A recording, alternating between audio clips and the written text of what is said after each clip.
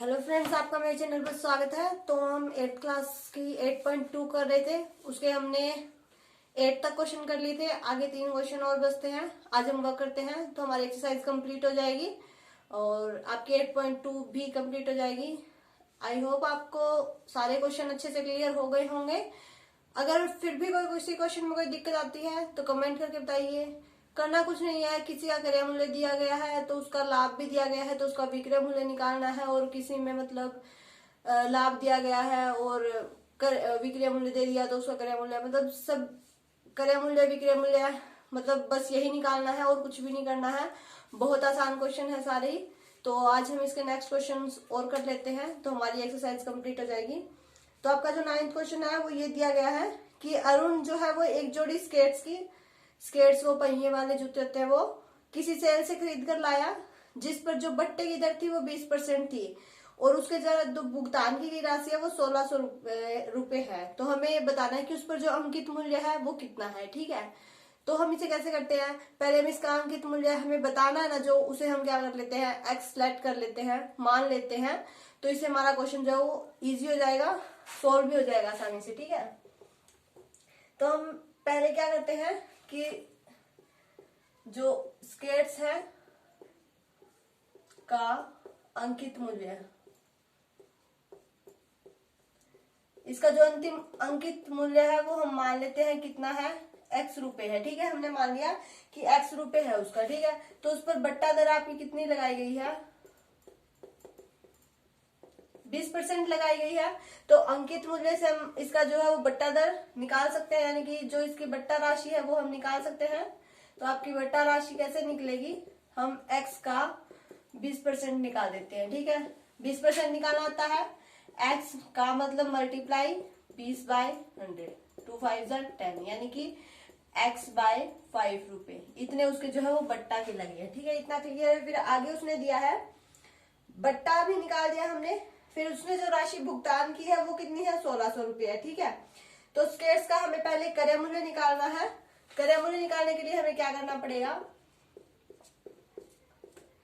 Skates का क्रय मूल्य निकालने के लिए हमें क्या करना पड़ेगा, जो आपका अंकित मूल्य है उसमें से जो आपकी बट्टा राशि निकली है उसे हम माइनस कर देते हैं। अंकित मूल्य माइनस बट्टा राशि। ठीक है, कितना आ जाएगा, x minus x by 5, LCM लिया 5x minus x, 4x bye 5 रुपए। ठीक है, तो ये हमारा क्या आ गया, इसका क्रय मूल्य आ गया। तो अब अगर जब हमारी x की वैल्यू निकल जाएगी तो हमें पता लग जाएगा कि जो उस पर अंकित मूल्य है वो कितना है। तो उसके लिए हमें क्या करना पड़ेगा, हम वो कर लेते हैं कि मतलब 4x प्लस 5 और ये आपका क्रय मूल्य निकला है ना ये, और इक्वल में उसने जो भुगतान किया है वो। ठीक है, क्रय मूल्य और इक्वल में क्या रखना है, जितनी राशि उसने भुगतान की है, भुगतान की गई राशि। ठीक है, ये लिखनी कोई जरूरी नहीं है, वो मैंने आपको बस याद रखने के लिए बताया है कि उसका क्रय मूल्य निकालने के लिए, यानी कि x की वैल्यू निकालने के लिए हमें क्या करना पड़ेगा, क्रय मूल्य जो है यानी कि 4x प्लस 5 है, इसके इजिकल टू में हम क्या कर देंगे, जो उसने भुगतान किया ना राशि वो हम निकाल देंगे। ठीक है, तो क्रय मूल्य आपका कितना है, 4x बाय 5 इजिकल टू जो आपकी भुगतान की गई राशि है वो कितनी थी, 1600 रुपए थी। हमने लिखी नहीं क्या, 1600 रुपये है। ठीक है, तो इसे सॉल्व कर दीजिए। 4x equal to 1600 multiply 5 and then last x equal to by 4। ठीक है, तो x की वैल्यू आपकी कितनी आ गई, 2000 रुपये। तो यहां से हम क्या कह सकते हैं कि जो आपका स्केट्स है उसका जो आपका क्रय मूल्य है या अंकित मूल्य है वो कितना है, 2000 रुपये है। ठीक है, तो इसे आप अंकित मूल्य निकालने के लिए आपका एक और भी फॉर्मूला है, आप चाहे तो वो भी यूज कर सकते हैं। जैसे देखिए ये दिया गया है। ठीक है, जो आपको दिया गया है वो लिख लीजिए। क्रय मूल्य आपको दिया गया है, हमें तो अंकित मूल्य निकालना है, क्रय मूल्य तो हमें दिया गया है। ठीक है, तो क्रय मूल्य आपको कितना दिया गया है, 1600 रुपये, यानी कि जितनी उसने भुगतान किया, मतलब जिस चीज को लेने के लिए हम जितना पैसा देते हैं वही हमारा क्रय मूल्य होता है। तो इसने स्केट्स को लेने के लिए कितना पैसा दिया था, 1600 रुपये दिए थे, तो वो हमारा क्या होगा, क्रय मूल्य हो गया।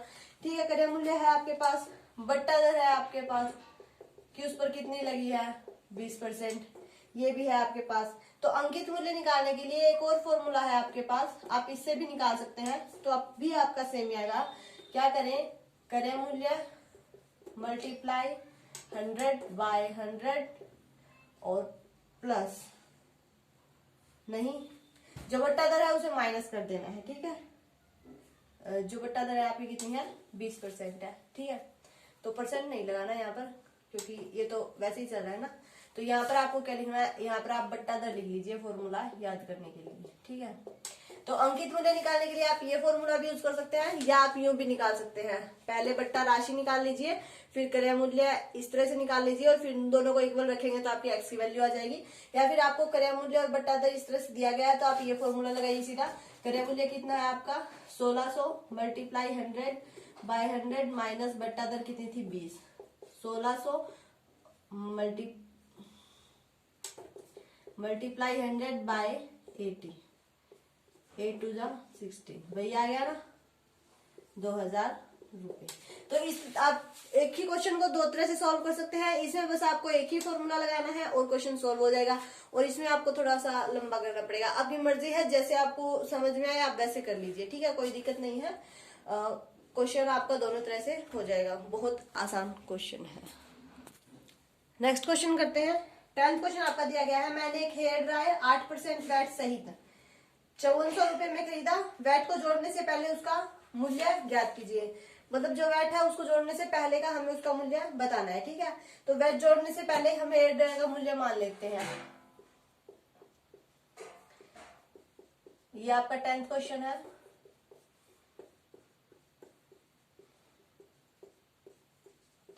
वैट जोड़ने से पहले हेयर ड्रायर का मूल्य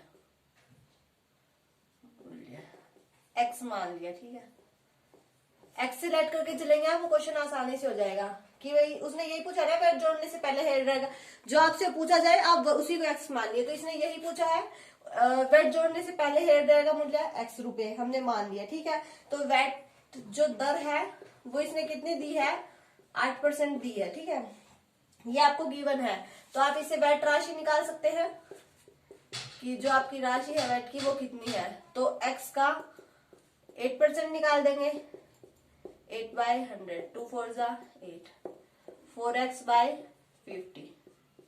इतना क्वेश्चन क्लियर है, कोई दिक्कत नहीं है। ठीक है, क्लियर है।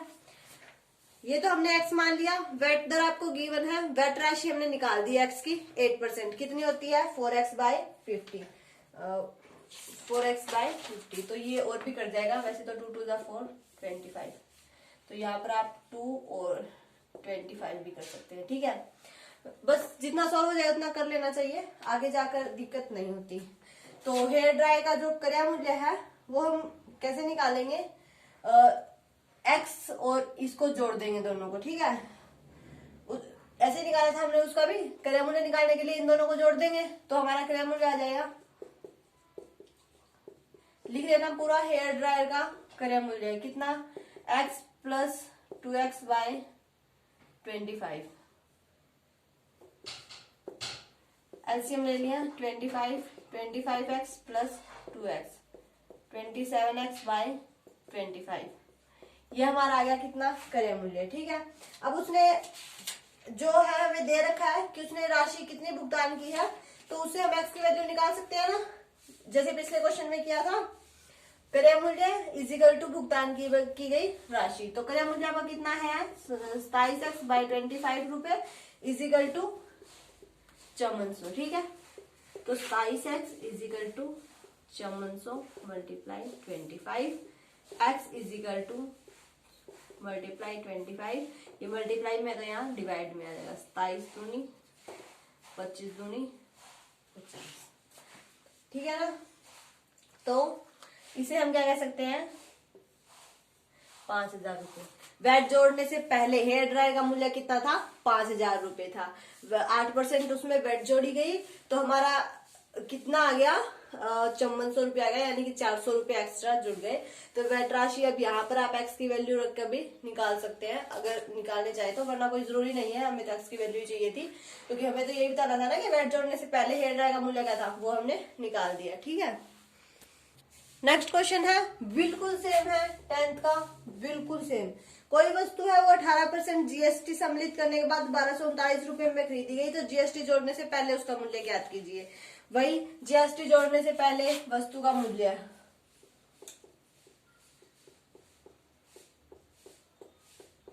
बिल्कुल सेम क्वेश्चन है दोनों के दोनों।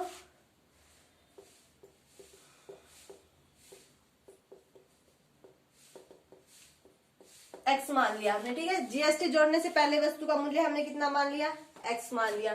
फिर इसने आपकी जीएसटी दर 18% दी है, ठीक है। उसमें 8% थी, इसमें 18% है, तो जीएसटी की राशि निकाल सकते हैं हम, एक्स का 18%,